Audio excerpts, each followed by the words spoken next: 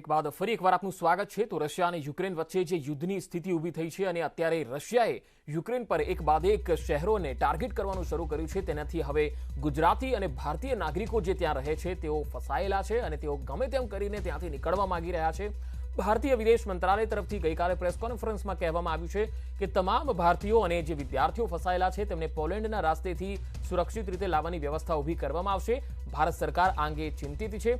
ગઈકાલે જ પ્રધાનમંત્રી નરેન્દ્ર મોદીએ રશિયાના રાષ્ટ્રપતિ વ્લાદિમીર પુતિન સાથે વાતચીત કરી હતી અને તેમણે કહ્યું હતું કે જે ભારતીયો ત્યાં ફસાયેલા છે તેને લઈને ભારત સરકાર ચિંતિત છે અને આ તમામને સુરક્ષિત રીતે બહાર કાઢવા માટે શક્ય એટલી મદદ રશિયા તરફથી પણ કરવામાં આવે અને યુક્રેન સરકાર સાથે પણ વિદેશ મંત્રી એસ જયશંકરે વાત કરી છે।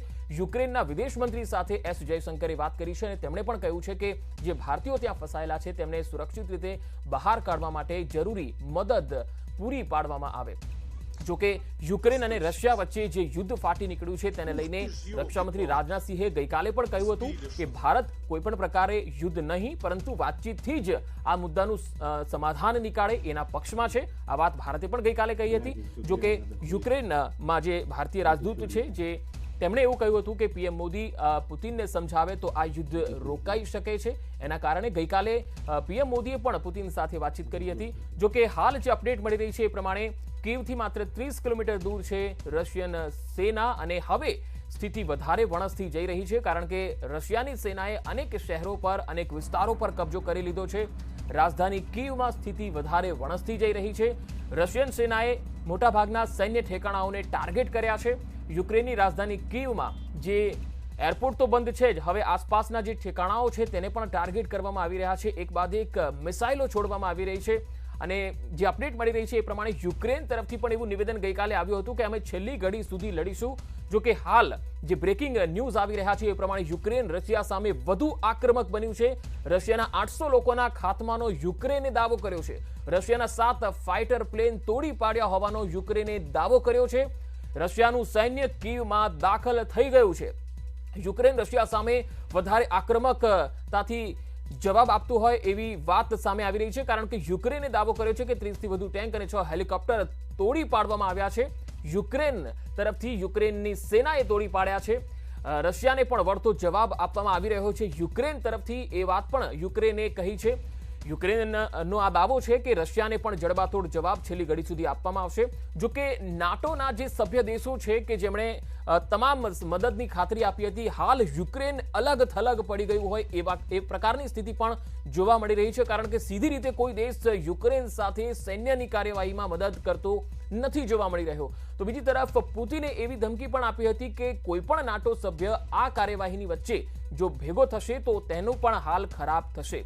એટલા માટે કોઈ પણ નાટો દેશના સભ્ય કે યુરોપિયન દેશો આ યુદ્ધની અંદર સામેલ નથી થઈ રહ્યા, સીધી રીતે સામેલ નથી થઈ રહ્યા। ભલે હથિયારો કે યુદ્ધ જહાજ યુક્રેનને પૂરા પાડતા હોય પરંતુ સીધી રીતે સૈન્ય કાર્યવાહીમાં કોઈ સૈન્ય બળ મોકલતું હોય એવો કોઈ પણ દેશ હજુ સુધી સામે નથી આવ્યો। આર્થિક પ્રતિબંધ ચોક્કસ લગાવ્યા છે અમેરિકા, જર્મની, ફ્રાન્સ, બ્રિટને અને તમામ લોકોએ કહ્યું છે કે રશિયાની આ કાર્યવાહી નિંદનીય છે પરંતુ સીધી રીતે સૈન્ય બળ મોકલીને કોઈ કાર્યવાહી હજુ સુધી નથી થઈ, ના તો નાટો દેશ તરફથી થઈ છે કે ના તો યુરોપિયન યુનિયન તરફથી કોઈ કાર્યવાહી થઈ છે। એટલે અહીંયા રશિયા એક્શનમાં છે, દુનિયા હવે ટેન્શનમાં છે કે થશે શું હવે, કારણ કે આ યુદ્ધ કેટલા દિવસ સુધી ચાલી શકે છે।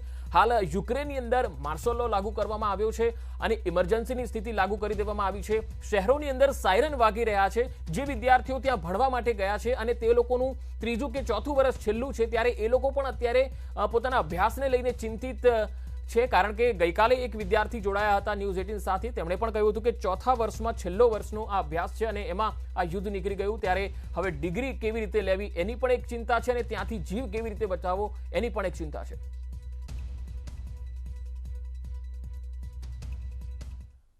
તો તમામ અપડેટ પર રહેશે નજર। હાલ રોકાઈશું એક બ્રેક માટે।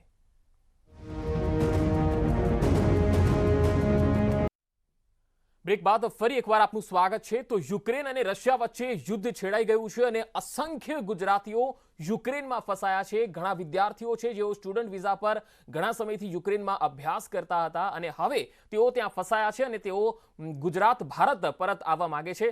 હર્ષ ભાવનાની પણ છે જેઓ યુક્રેનમાં ફસાયા છે, એમબીબીએસના અભ્યાસ માટે તેઓ ત્યાં ગયા છે। આપણી સાથે હર્ષના માતા પિતા જોડાયા છે, અમિત ભાવનાની અને હેમા ભાવનાની। આપ બંનેનું સ્વાગત છે। અમિતભાઈ, જરા આપને પૂછવા માંગીશ કે હર્ષ ભાવનાની કે જેઓ યુક્રેનમાં છે, કેટલા સમયથી તેઓ યુક્રેનમાં છે અને તમારી જે વાતચીત થઈ છે એમની સાથે શું કહ્યું હર્ષે? સર એકચ્યુઅલી 3 વર્ષથી ત્યાં MBBSનો ભણવા માટે ગયા છે મારા સન, બરોબર. અને ગઈકાલથી જે પોઝિશન છે ત્યાં બહુ ટફ થઈ ગઈ છે, બરોબર. MSCથી એ લોકોને અમુક ટાઈમે કોન્ટેક્ટ થાય છે, અમુક ટાઈમે નથી થતા, અને અમે બી કોન્ટેક્ટ કરી રહ્યા છીએ, બરોબર. તો ગઈકાલ સાંજ પછી અમારા કોન્ટેક્ટ થયા હતા ત્યાં MSCમાં, અને એ લોકો એમને એટલું ખાલી કીધું છે, બરોબર, કે અત્યારે સિચ્યુએશન અહીંયા ઠીક છે, અમે લોકો હેલ્પ કરીશું, પણ ત્યાંની ગવર્મેન્ટ કોઈ હેલ્પ નથી કરી રહી લોકલ બેઝ પર. છોકરાઓને અમુક ટાઈમે એટલી પ્રોબ્લેમ આવે છે, નેટ કનેક્ટિવિટી થતી નથી, વાત થતી નથી અમારી એમની સાથે. બીજું ગઈકાલ રાત્રે કન્ટિન્યુ સાયરન વાગતી હતી અને એમને કહેવામાં આવ્યું હતું કે તમે લોકો બંકરમાં જતા રહો. એ રીતે ટફ પોઝિશન થઈ ગઈ છે. બિલકુલ. હેમાબેન, તમે પણ વાત કરી હશે હર્ષ સાથે. સમજી શકાય છે કે જે 3-4 વર્ષથી આપણે જે અભ્યાસ, પોતાનું સપનું હોય છે મા બાપનું કે ડૉક્ટર બનીને દીકરો જ્યારે ઘરે આવે ત્યારે લોકોની સેવામાં જોડાશે, ત્યારે પરિવારનું પણ નામ રોશન થાય. પણ અત્યારે જે સ્થિતિ ત્યાં એવી બની છે એટલે સ્વાભાવિક છે કે આપની અંદર પણ ચિંતા થાય કે મારો દીકરો હવે ઘરે આવી જાય, MBBS પછી પણ થઈ શકશે. શું વાતચીત થઈ હર્ષ જોડે અને હર્ષે શું કહ્યું આપને? પહેલાં તો જ્યારે સવારે એ લોકોને અલર્ટ કરવામાં આવ્યા ત્યારે એ લોકો અને અમે બધા બહુ પેનિક થઈ ગયા હતા. છોકરાઓ કહેતા હતા કે અમે લોકો શું કરીએ હવે. એટલે પછી થોડીક વાર છોકરાઓને સાંત્વના આપીને અમે લોકો એમને કીધું કે મોબાઈલ બધા બંધ કરીને થોડીક વાર બેસી જાઓ, વિચારો. હવે એ લોકોએ કન્ટિન્યુ એમ્બેસી ગવર્મેન્ટ સાથે કોન્ટેક્ટ કરવાનું કર્યું, કોઈએ એમને રિસ્પોન્સ ના આપ્યો. છોકરાઓ જાતે બધું કરિયાણું લાવીને 2 દિવસથી જમ્યા વગર રહ્યા હતા. ગઈકાલ રાત સુધી એ લોકોને નથી ખાવાનું મળતું, કશું બી નહીં, નથી એમનો નેટ થતો. ઇવન અમારા બેંકમાં નાખેલા પૈસા બી એ લોકો નથી કાઢી શકતા. અમુક છોકરાઓના તો પૈસા બી બેંકમાંથી નીકળી ગયા છે. એટલે એ લોકો એવી ટફ પોઝિશનમાં છે કે હવે એ લોકોને કદાચ ભવિષ્યમાં એ લોકો પાછું યુક્રેન જવા નહીં માંગે ને નહીં કોઈની સલાહ આપે કે તમે યુક્રેન પાછા જાઓ. કારણ કે ત્યાંની ગવર્મેન્ટ અને એમ્બેસી, સ્પેશિયલી એમની યુનિવર્સિટીએ એમને બુધવાર સુધી ઓફલાઈન ક્લાસ લીધા. ઓફલાઈન ક્લાસ લીધા પછી બી છોકરાઓને વારે ઘરે એક જ વાત કહેતા હતા કે તમારે કશું બી નહીં થાય, અમે લોકો રિસ્પોન્સિબલ છીએ, તમે લોકો રહો અહીંયા, કંઈ જ નહીં થાય, આ તો રેગ્યુલર રૂટીન છે અહીંયાનું.